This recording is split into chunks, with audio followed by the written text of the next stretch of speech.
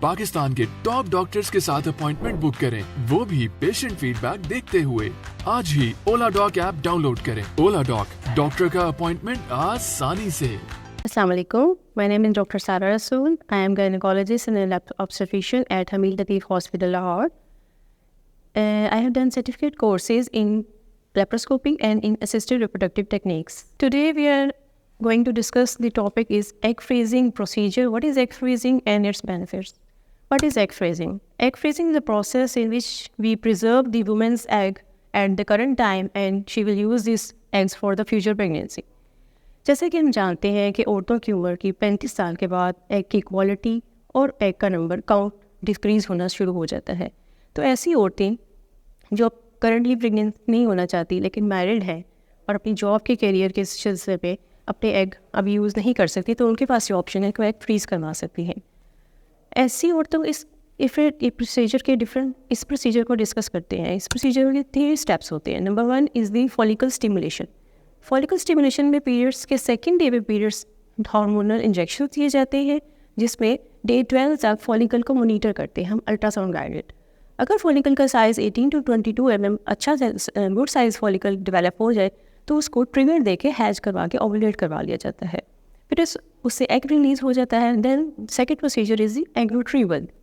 Ultra sound guided patient کو general anaesthesia میں O T میں لے جا کر under general anaesthesia egg retrieve کر لیے جاتے ہیں. اس کے بعد پروسیس آتا ہے جو بیسک پروسیس ہے ہمارا egg freezing. How to freeze these eggs. These are eggs which will be freezed at a special temperature in the liquid nitrogen. Temperature is the -196 degrees Celsius. And these are frozen in the lab. These cannot be stored at the room temperature. These are the special labs which are also available in the Life Hamid Lateef Hospital. This procedure can be done in Life Hamid Lateef Hospital and women can use these eggs for the future pregnancy. For future pregnancy, she can utilize these eggs with by the IVF process. Different types of the egg freezing process. These are the social reasons which we already have discussed.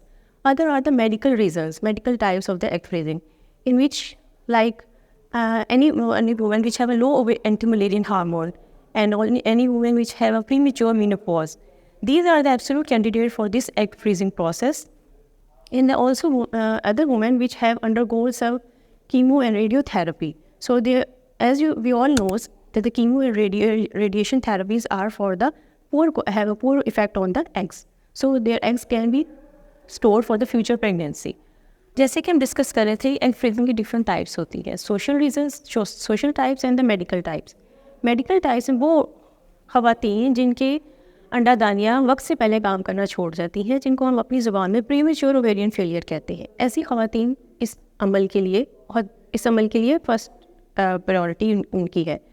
دوسری number پہ ایسی خواتین جن کو کسی نہ قسم کے جسم کے کینسر کی شعاؤں، کیمو تھراپی، ریڈی تھراپی کی طرف جانے کی ضرورت ہے اپنی بیماری کی وجہ سے. ان عورتوں کی انڈا دانیوں پر برے اثرات نہ پڑے، ہم ان کی انڈا دانیوں سے انڈا پہلے سے ہی نکال کے محفوظ کر سکتے ہیں تاکہ فیوچر میں وہ فرٹیلیٹی اپنی اچیو کر سکیں.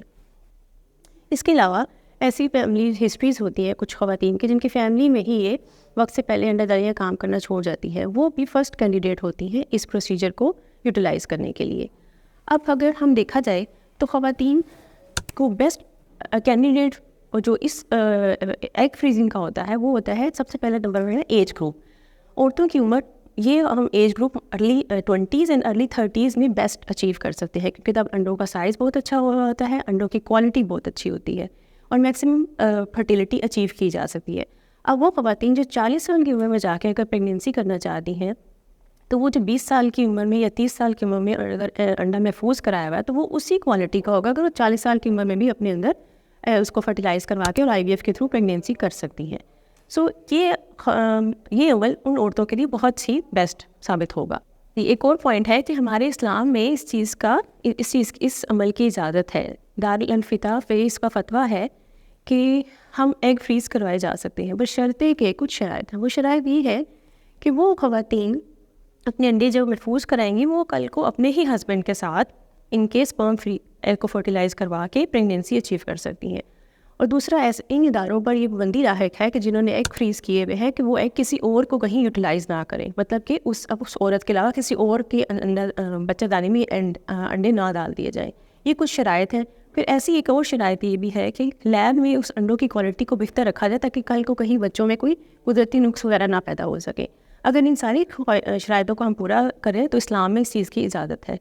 یہ پوائنٹ میں نے اس لیے کلیئر کیا ہے کیونکہ بہت سے لوگوں کے دماغ میں میتھ ہوتا ہے کہ اسلام اس چیز کی اجازت نہیں دیتا ہے. جیسے شروع میں یہ فنومنا آیا تھا کہ ٹیسٹ ٹیوب بیبی IVF جس کو ہم بولتے ہیں, یہ بھی اسلام میں اجازت نہیں, حالانکہ ایسی کوئی بات نہیں ہے. اگر آپ کو اس ٹاپک سے ریلیٹڈ کوئی کیوری ہے تو آپ مجھ سے ڈسکس کر سکتے ہیں, اس کے نیچے کمنٹس کر کے مجھ سے کویشچن پوچھ سکتے ہیں. اور اگر آپ کو میری کنسلٹیشن بک کروانی ہے تو اولا ڈاک پہ آپ میری کنسلٹیشن بک کرا سکتے ہیں. میں ابھی کرنٹلی پریکٹس کر رہی ہوں حمید لطیف میں. اس کے علاوہ حمید لطیف کی برانچ DH فیز 5 میں حمید لطیف میڈیکل کنسلٹنٹس میں منڈے اور ٹیوزڈے کو میں اویلیبل ہوتی ہوں. Thank you. پاکستان کے ٹاپ ڈاکٹرز کے ساتھ اپوائنٹمنٹ بک کریں, وہ بھی پیشنٹ فیڈ بیک دیکھتے ہوئے.